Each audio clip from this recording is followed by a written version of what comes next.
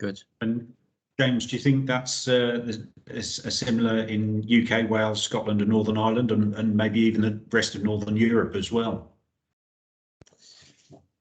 Well, Northern Europe, in terms of building architecture, Northern Europe have been far better at adapting to these things than we are.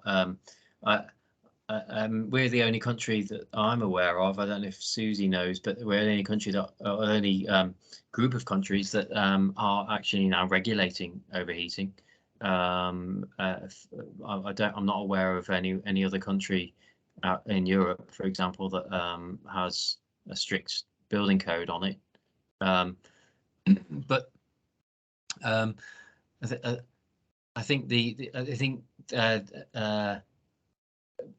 bespoke developers like Reef Group that Sam works for, that they do embrace it, and they're able to adopt these features in what they design and appeal to people that want to live in these spaces. But I think for the housing market in general, I think it's still a real challenge for people to adopt them. But I think where there's differences, I mean, there are differences in the regulation if you go for different parts of the country, which is again another challenge for somebody. If you're say a national house builder and you're trying to work across the whole country, you've got a different set of rules in Wales, a different set of rules in Scotland. For example, in Wales, you can, as long as you've got a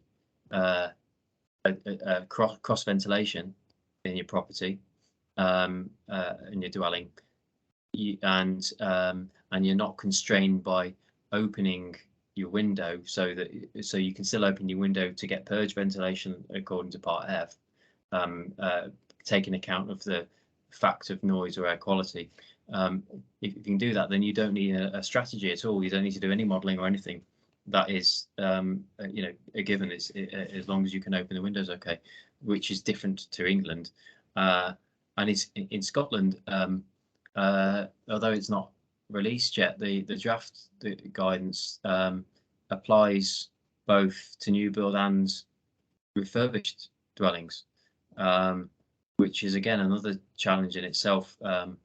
So yeah, there's a whole different set of requirements, and that will lead to different responses for designs, and creates more complication again for the national housing industry. I personally, I would prefer to see one set of rules everywhere, but obviously they're devolved governments, and people make their own choices. But yeah, that I think is the difference as we go across the different countries. And I've not, when you go to say into France or across to Denmark, I don't think Denmark have got much in the way of. I think Denmark are very similar actually in our situation, and they are experiencing hot summers, but their buildings are designed for cold winters.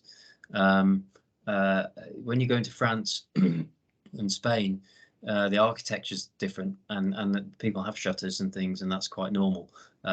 Whereas it's very rare to see a shutter or any kind of solar shading device in the UK at the moment, except for some of the the bespoke developments that such as the Reef Group work on. So I think I think there are changes as you go across the country, and I'd like to see more